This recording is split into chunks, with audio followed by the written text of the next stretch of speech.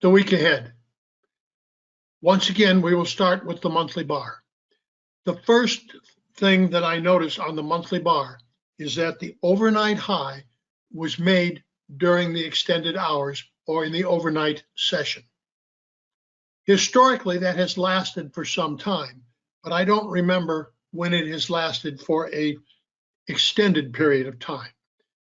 But right now we have the long-term trend remains up as seen on the monthly bar.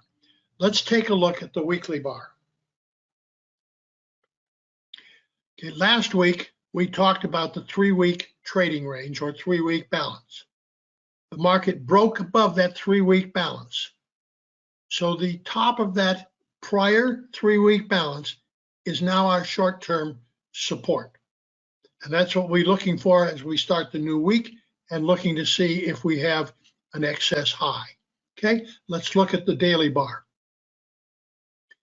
The daily bar shows a tight balance or tight range up there.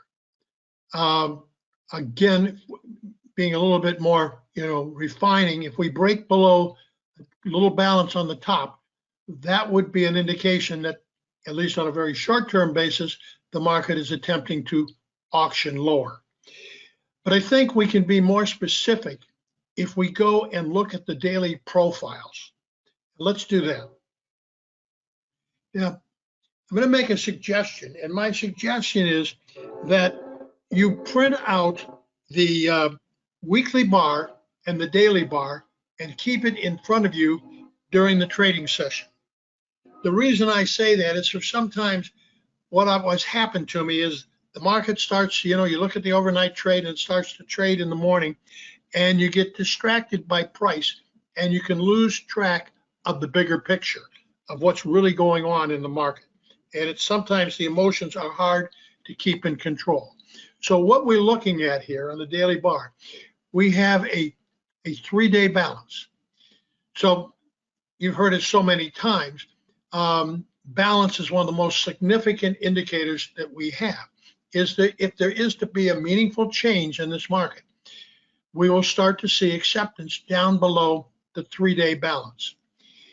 If you look at the next red line below the 3-day balance, on the 12th, there was a very weak late afternoon pullback low. I think the market was 3 wide there in the afternoon, very exacting. I think if there's anything really significant on the downside, we will get back down below that afternoon pullback low on the 12th. There's not a lot of news next week. However, it is significant that we have the Jackson Hole, and that, of course, will bring a lot of discussion about interest rates, etc., on the week. So start by focusing very tightly on the 3-day balance, and do we break below that 3-day balance and find acceptance? Do we look below it and fail, or do we remain within the 3-day balance? Have a great week. Thanks.